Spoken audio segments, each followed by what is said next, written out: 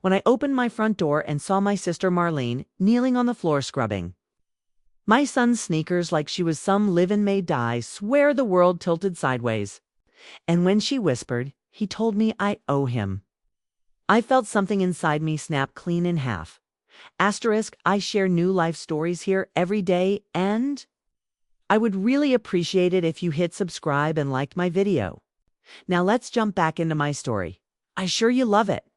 If you keep listening till the end and tell me from which part of the world you are watching this story, I am interested too. Know how far away this story travel? My name is Denise Caldwell, a 46-year-old single mother, raised in the heart of Atlanta's West End. I worked 2 jobs for most of my life, one as a home care nurse, the other as whatever part-time hustle kept the lights on. My son Jordan was my pride, my miracle, my reason for pushing through exhaustion and pain, but pride only shines until you look at it from the wrong angle. Jordan had grown into a 23-year-old man with a mouthful of excuses and a heart full of entitlement.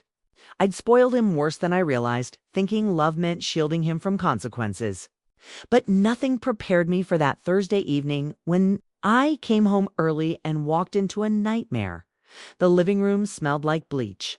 My sister Marlene, who was 50 but still walked with the softness of someone who'd survived too much life already, crouched on the rug with a toothbrush in her hand. She didn't even look up when I stepped in, but Jordan did. He sat on the couch like a king on a throne leg spread, controller in hand, TV loud. "Ma," he said, not even pausing the game, "you home early." "What is this?" I asked, my voice low but trembling as my eyes darted between them. Marlene's hands froze. Her shoulders tightened like she'd been caught doing something sinful. Jordan leaned back, smirk creeping out. Auntie offered to help. I told her she could stay here as long as she pulled her weight. I ain't running no charity. My blood ran cold.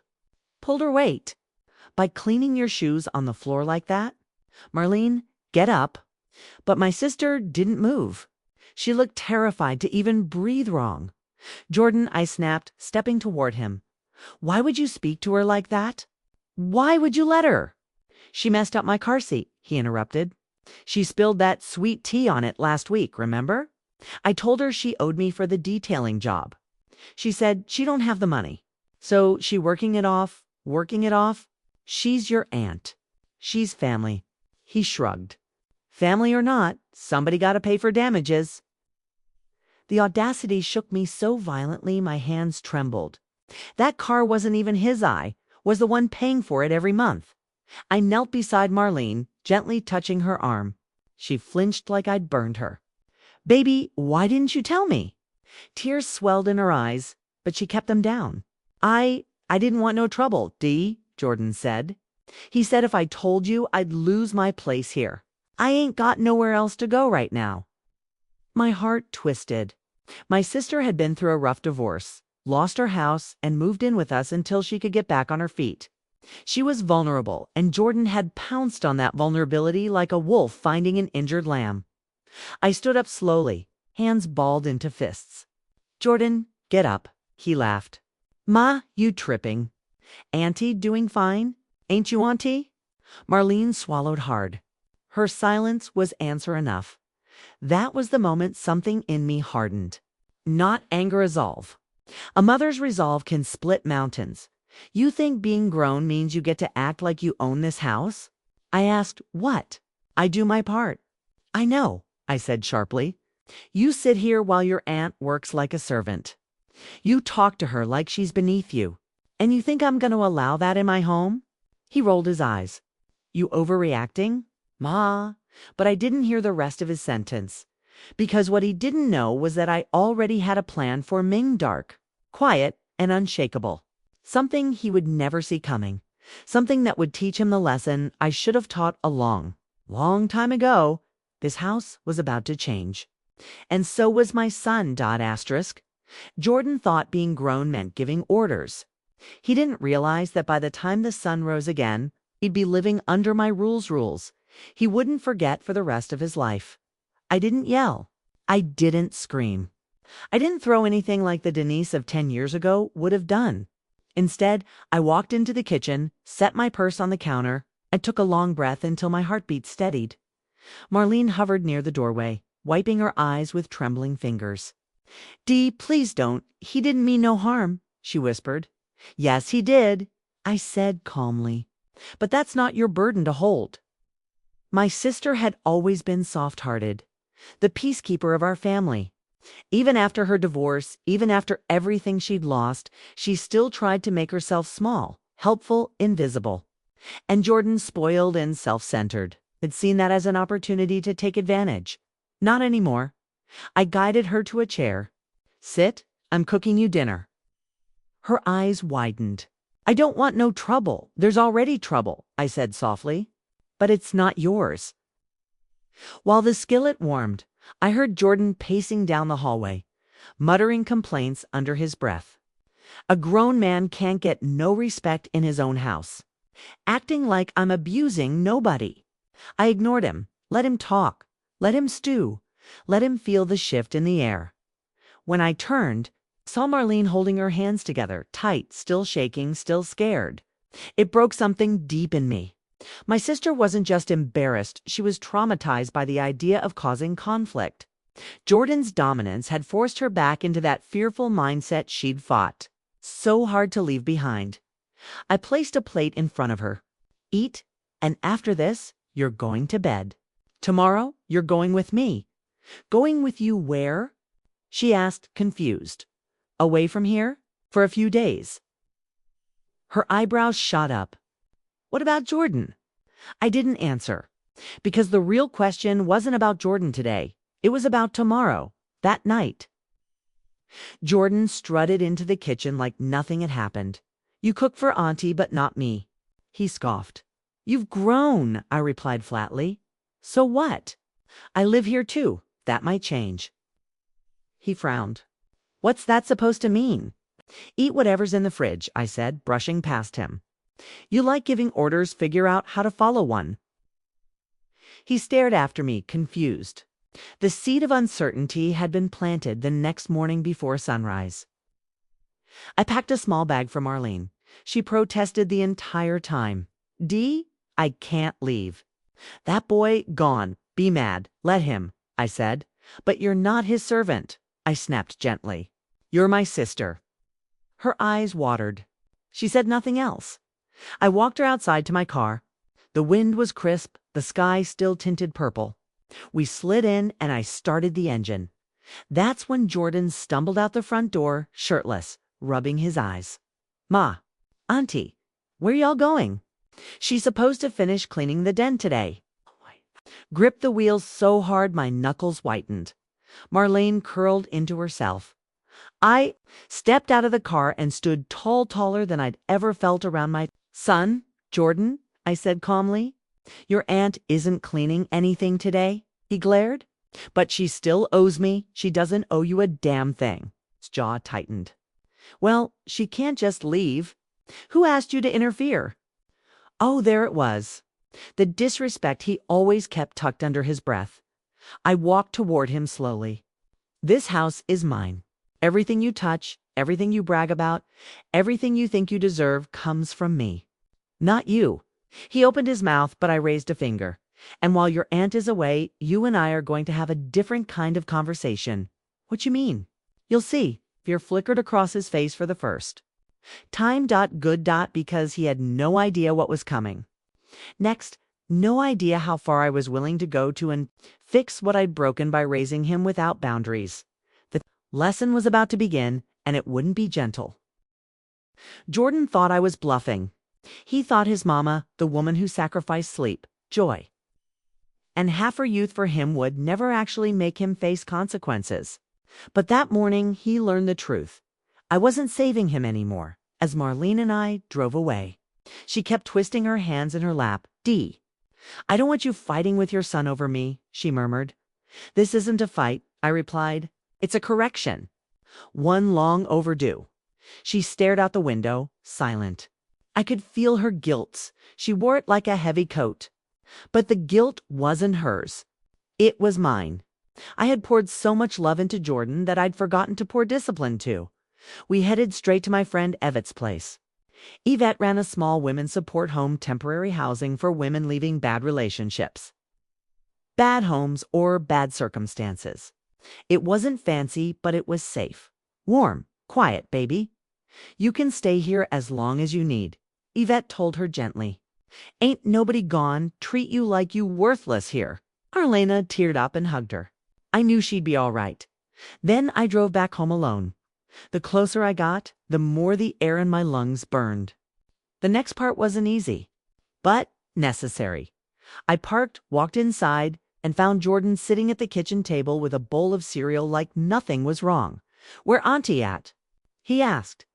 She's somewhere safe, I said, setting my keys down. He scoffed. Safe? Safe from what? Ain't nobody did nothing to her? Q did, I said. Tata's spoon clattered against the bowl. Man, Ma, you being dramatic. No, not this time. The house was too quiet. I walked around, checking every room, opening closets. Jordan watched me, confusion growing with every step. What you doing? He demanded. Seeing how much of this house you use, I replied. Seeing what you think you're entitled to. He frowned. Why? I returned to the kitchen and folded my arms. Because today's the day things change. You want to act like a king? Good. Let's see how you survive without a castle. What? I need your phone, I said calmly. He laughed. Hell no. Jordan, I said firmly, give me the phone. No. That's mine. I stepped closer. You don't have a job. I pay the phone bill, the car bill, the insurance, the food, the clothes, everything you own, I bought. So hand it over. His face hardened with defiance. Why you doing all this? Because you turned your aunt into your servant, I snapped. Because you've forgotten what work feels like. Because I raised you better, and if I have to re-raise you at 23, I will. I held out my hand. He hesitated, then slowly.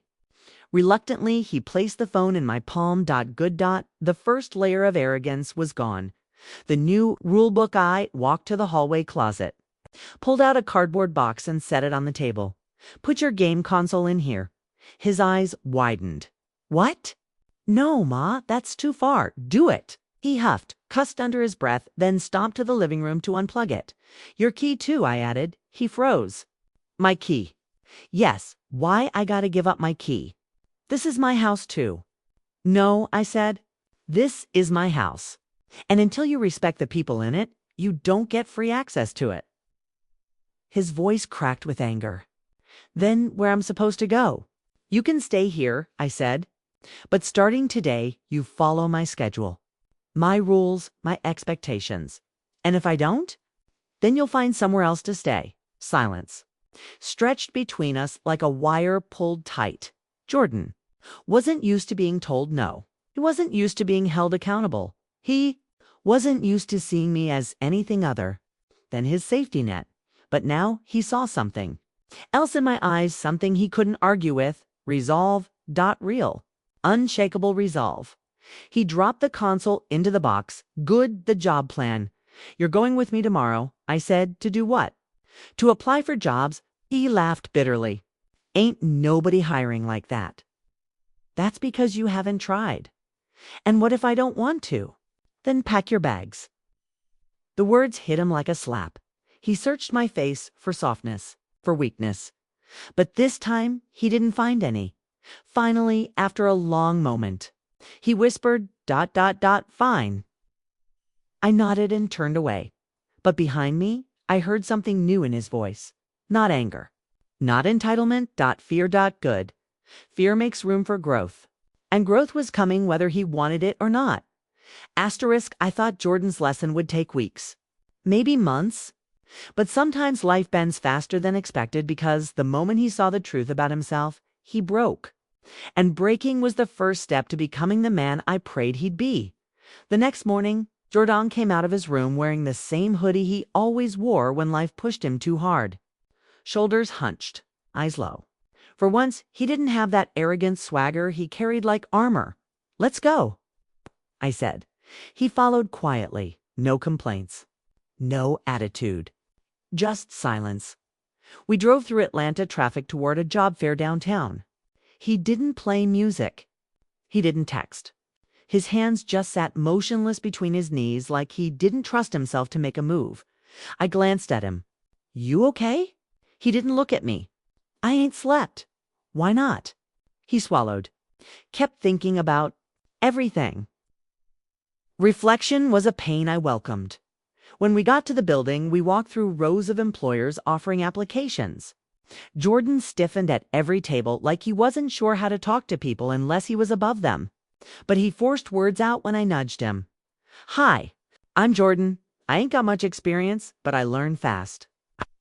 I'm looking for something full-time." Those small attempts, those little slices of humility were the beginnings of a new man. But the real shift came later. The breaking point, when we got home. I expected Jordan to lock himself in his room. Instead, he sat at the dining table and stared at the empty chair where Marlene usually knitted her evenings away. I started prepping dinner, unsure how long this silence would last. Finally, he said, "Ma, can I ask something?" "Go ahead." His voice cracked. "Auntie, she really scared of me?" I set down the knife. "Yes," I said honestly. He flinched. "She jumped when I touched her arm," I continued. "She cleaned your sneakers like she didn't deserve to stand up. She whispered when she spoke to you. That's fear, Jordan. You put that in her." His face tightened like he'd been stabbed. "I ain't mean to," he whispered. "But you did it," I said. "Intent doesn't erase impact." He looked at his hands, big, strong hands that had never known real work, and whispered, "I didn't know I was." "Like that." "You didn't care," I corrected. That landed harder. Jordan suddenly stood up and stormed to the hallway. For a moment, I thought the old attitude was coming back. But instead, he came out holding the toothbrush Marlene had used to scrub his shoes. He stared at it for a long, painful moment. Then he broke. His shoulders shook. His breath stuttered. And for the first time in years, my grown son cried not out of rage but regret, Ma. He said, wiping tears with his sleeve, "I thought I was right. I thought I was. Owed something." "You thought love was service," I said gently. "But love is respect." He sank into the chair, hands covering his face. "I messed up so bad." "Yes," I said gently. "But messing up isn't the end. Staying messed up is." The apology 2 days later, I drove him to Evet's home. He was nervous, shifting from foot to foot, sweating through his palms, but he didn't complain. He didn't resist. When Marlene walked into the living room and saw Jordan standing there, her breath hitched. She clutched her scarf like a shield. "Auntie," he said, voice trembling, "I came to apologize." Marlene froze. Jordan swallowed hard. "I treated you wrong. I acted like you was less than me, and you ain't, you family. And I'm sorry. I'm real sorry." Tears filled Marlene's eyes, fear dissolving slowly into relief. She placed a hand on his arm. "Baby, thank you." Jordan nodded quickly, embarrassed by the emotion, then looked away. "I'm getting a job," he added. "And when I do, I'ma pay for that car seat myself." "Not you."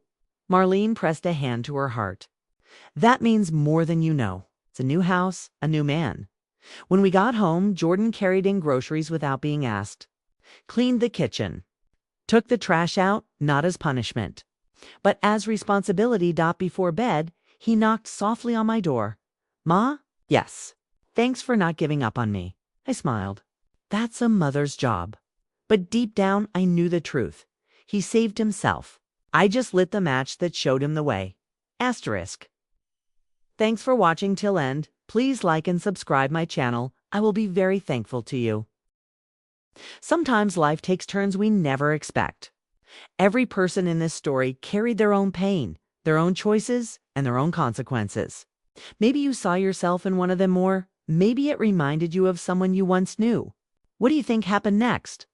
What would you have done if you were in their place? If you have any questions about what happened to the other characters, or if you want me to share more about them, just comment below.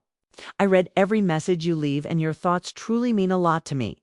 And if this story touched your heart, inspired you, or even made you think differently, please take a second to like this video and subscribe to the channel. It helps me keep sharing stories that move people, open minds, and remind us we're all human. At the end of the day, your support keeps these stories alive. Thank you for watching, for feeling, and for being part of this journey. More powerful stories are coming soon. Stay tuned and stay kind.